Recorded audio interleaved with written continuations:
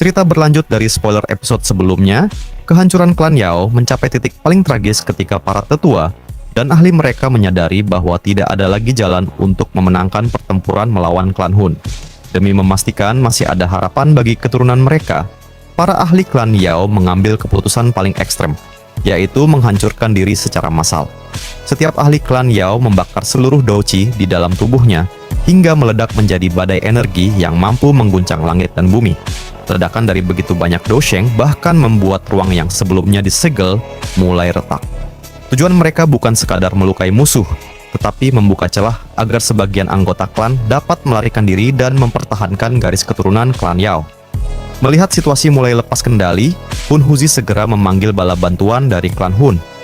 Melalui sebuah gulungan api hitam, muncullah pasukan elit klan Hun yang dipimpin oleh 2 dari 4 santo iblis, yaitu Hun Jing dan Hun Yan. Kehadiran mereka membuktikan bahwa klan Hun benar-benar berniat memusnahkan klan Yao tanpa menyisakan seorang pun. Hun Jing bahkan sempat menawarkan agar klan Yao menyerah dan menjadi klan bawahan klan Hun. Namun, Yao Dan menolak mentah-mentah tawaran tersebut. Baginya, lebih baik seluruh klan Yao binasa daripada hidup tanpa kehormatan di bawah kekuasaan musuh. Setelah perundingan gagal, pembantaian pun dimulai. Para ahli klan Yao terus melakukan penghancuran diri secara beruntun. Ledakan demi ledakan menghancurkan pegunungan, membelah bumi, dan membuat ruang di sekitarnya dipenuhi retakan. Sayangnya, Hun Jing ikut campur dengan melempar para ahli klan Yao yang hendak meledakkan diri ke lokasi lain, sehingga banyak pengorbanan mereka menjadi sia-sia dan gagal membuka jalan pelarian. Melihat harapan semakin tipis, Yao dan akhirnya memanggil Tetua Wan Huo beserta para tetua terkuat klan Yao. Mereka membakar seluruh douqi hingga mencapai puncaknya, bersiap menjalani pertempuran terakhir. Mereka sadar bahwa kesempatan untuk bertahan hampir tidak ada, tetapi mereka tetap memilih bertarung sampai napas terakhir demi menjaga harga diri dan masa depan klan Yao. Di tengah kekacauan itu, Tetua Wan Huo bersama para tetua terkuat klan Yao membakar seluruh douqi. Mereka menggunakan teknik rahasia untuk menghadapi musuh. Namun, Hun Huzi langsung turun tangan dan menghadang mereka seorang diri. Dengan kekuatan api pemakan ketiadaan, ia berhasil menahan seluruh serangan para tetua, membuat harapan klan Yao untuk membuka jalan pelarian semakin kecil. Pemandangan itu membuat Xiaoyan terdiam. Ia menyaksikan bagaimana seluruh anggota klan Yao mengesampingkan dendam dan perbedaan di antara mereka. Demi menyelamatkan garis keturunan klan, mereka rela mengorbankan nyawa melalui penghancuran diri. Momen ini juga mengingatkan Xiaoyan pada tragedi yang pernah menimpa klan Xiao di masa lalu. Di saat yang paling genting, kepala klan Yao, Yao Dan, mengambil keputusan terakhir. Ia membawa lebih dari selusin anggota muda berbakat klan Yao, termasuk Yao Tian dan Yao Ling, lalu memohon kepada Xiaoyan agar membawa mereka pergi. Untuk pertama kalinya dalam hidupnya, Yao Dan merendahkan harga dirinya dan meminta bantuan demi memastikan masih ada penerus yang dapat menghidupkan kembali klan Yao di masa depan. Awalnya Xiaoyan merasa ragu.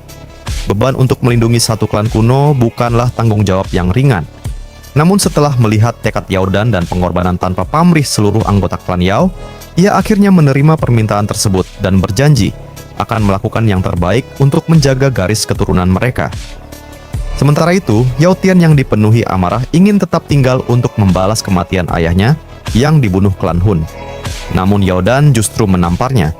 Ia menegaskan bahwa pengorbanan para tetua akan menjadi sia-sia jika para penerus ikut mati di medan perang. Tugas mereka bukan membalas dendam saat itu juga, melainkan bertahan hidup agar klan Yao tidak benar-benar punah. Setelah semuanya siap, Yao Dan maju menghadapi Hun Jing dan Hun Yan dengan membakar seluruh douqi di dalam tubuhnya. Pertempuran dahsyat kembali mengguncang langit, sementara para tetua klan Yao terus menghancurkan diri secara bergantian hingga akhirnya segel ruang yang dibuat klan Hun mulai retak. Melihat celah itu terbuka, Xiaoyan segera mengeluarkan api teratai iblis pemurnian untuk melindungi Yao Tian, Yao Ling, dan para anggota muda klan Yao. Bersama Yao Lao dan Raja Utara, mereka langsung melesat menuju retakan ruang dengan kecepatan penuh. Di balik mereka, para tetua dan Yao Dan tetap bertarung sampai titik darah penghabisan, mengorbankan nyawa mereka demi memastikan para penerus klan Yao berhasil melarikan diri.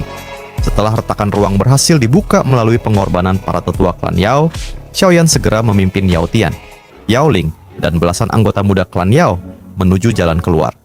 Mereka melesat secepat mungkin, karena tahu kesempatan itu dibayar dengan nyawa para tetua yang menghancurkan diri demi membuka celah di ruang yang tersegel. Di belakang mereka, ledakan terus mengguncang seluruh wilayah. Setiap dentuman yang terdengar menandakan satu lagi ahli klan Yao yang memilih mengorbankan nyawanya. Mereka rela tubuh dan jiwanya lenyap sepenuhnya demi memperbesar retakan ruang, agar generasi muda masih memiliki harapan untuk hidup dan meneruskan garis keturunan klan Yao.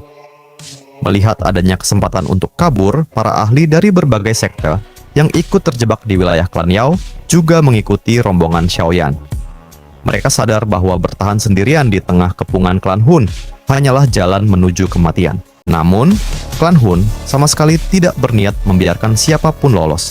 Ribuan tunling yang diciptakan oleh api pemakan ketiadaan bersama para ahli klan Hun langsung mengepung kelompok Xiaoyan dari segala arah, berusaha menutup jalan menuju retakan ruang. Saat Xiaoyan hendak membuka jalan, kakek Shenong lebih dulu bertindak. Ia melepaskan api roh kehidupan yang berubah menjadi lautan api hijau dan pepohonan raksasa untuk menghambat para pengejar. Berkat serangan itu, kelompok Xiaoyan berhasil memperoleh sedikit waktu untuk terus mendekati retakan ruang. Melihat Xiaoyan hampir berhasil melarikan diri, Hun Huzi segera meminta api pemakan ketiadaan menghentikannya.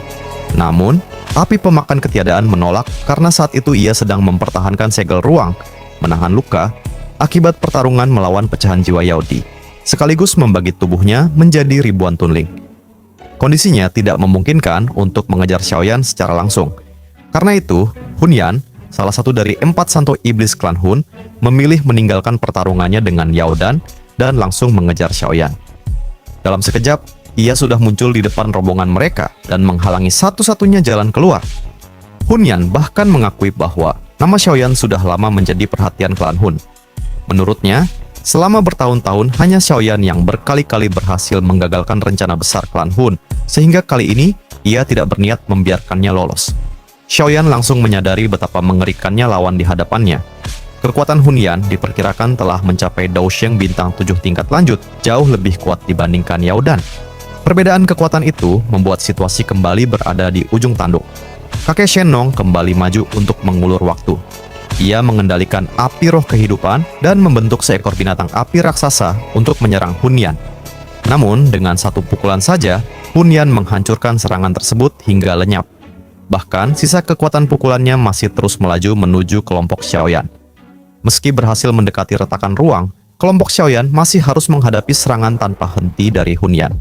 Sebuah telapak tangan raksasa yang dipenuhi douqi menghantam ke arah mereka. Xiaoyan dan rombongannya berhasil menghindar, tetapi beberapa ahli di belakang tidak seberuntung itu. Bahkan seorang Daosheng bintang 1 puncak langsung hancur menjadi kabut darah hanya dengan satu serangan. Perbedaan kekuatan mereka benar-benar terlalu jauh. Menyadari bahwa satu-satunya jalan keluar telah dijaga Hun Yan, Xiaoyan segera mengerahkan Raja Utara, boneka terkuat miliknya, untuk menahan lawan tersebut. Serangan Raja Utara bahkan sempat mengejutkan Hun Yan, karena ia jarang melihat boneka dengan tubuh sekuat itu. Namun, sebagai Daosheng bintang 7 tingkat lanjut, Hun Yan tetap mampu menekan Raja Utara, hingga tubuh boneka itu dipenuhi bekas luka.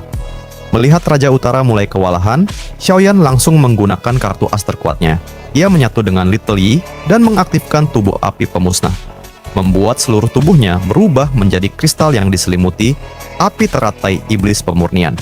Dalam kondisi inilah kekuatan Xiaoyan mencapai puncaknya. Tanpa ragu, Xiaoyan menciptakan teratai api pemusnah yang terdiri dari 6 jenis api surgawi miliknya.